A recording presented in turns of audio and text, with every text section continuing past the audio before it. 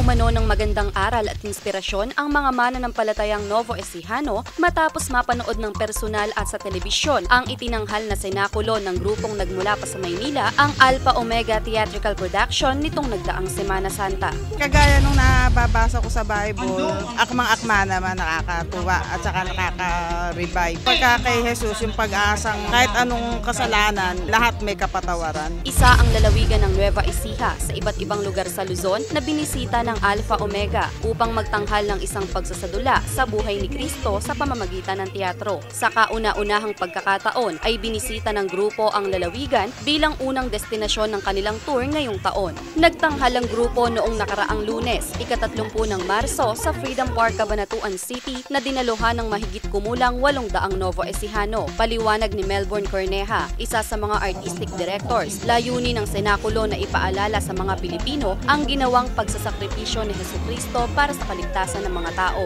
Ang aming nais ibahagi sa inyo ay walang iba kundi ang tunay na layunin o dahilan ng lahat ng pagsasakripisyo ng ating Panginoon nang siya'y narito sa lupa hanggang sa siya ay mamatay doon sa krus ng Kalbaryo. At ang layunin ito ay walang iba kundi ang kaligtasan ng ating mga kaluluwa. At magkakaroon na katuparan ng layunin ito pagkatapos sa ating mapanood ng Mega Senakulo kung tatanggapin natin siya bilang ating personal na tagapagligtas. Ayon kay Rodel Aquino, Alpha Omega Theatrical Production Executive Director, hindi lang isang ordinaryong pagsasadula ang kanilang itinatanghal taon-taon. Actually, this is not an ordinary stage play. We have 23 scenes in our play.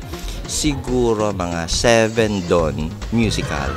And all of that are original. Talagang original composition ng production. Dagdag pa ni Aquino, mahigit isang buwan ang ginawa nilang paghahanda upang mas madama umano ng mga manonood ang malalim na mensahe ng kanilang pagsasadula. Very unique siya because of the different scenes, settings, different costumes, tsaka yung pag-arte ng aming mga artista. Makakasiguro kami na hindi siya magiging boring sa audience at pagpapalain sila talaga. Sinimula ng senakulo mula sa kapanganakan ni Jesucristo hanggang sa kanyang pagkamatay sa krus ng Kalbaryo. Itinatag ang Alpha Omega Theatrical Production na nooy Iglesia Production pa noong 1975 habang nagsimula namang magtanghal ng senakulo noong 1994 kung saan mga estudyante at young professionals ng Pentecostal Church of Christ Fourth Watch ang mga gumaganap na nagmula pa sa Marikina City, Laguna at Batangas. Ayon sa kanila, sa pamamagitan ng pagtatanghal ay naipakikita nila ang kanilang pananampalataya sa Panginoon. Kinikilala kong isang biyaya ng Diyos na ako ay mapili sa ganitong presentation as a Christ, Life of Christ. At papasalamat din ako kasi spiritually, God is strengthening me sa pananampalataya.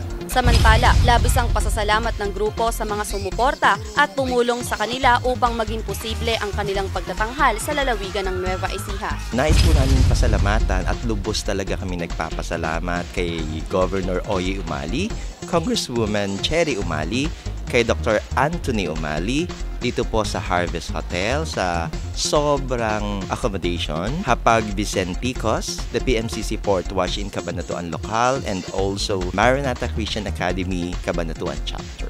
Bukod sa Nueva Ecija, nagtanghal rin ang Alpha Omega noong nakaraang linggo sa Dao, Pampanga, Malolos, Bulacan, Makati City at Marikina City. Para sa Balitang Unang Sigaw, ako po si Janine Reyes.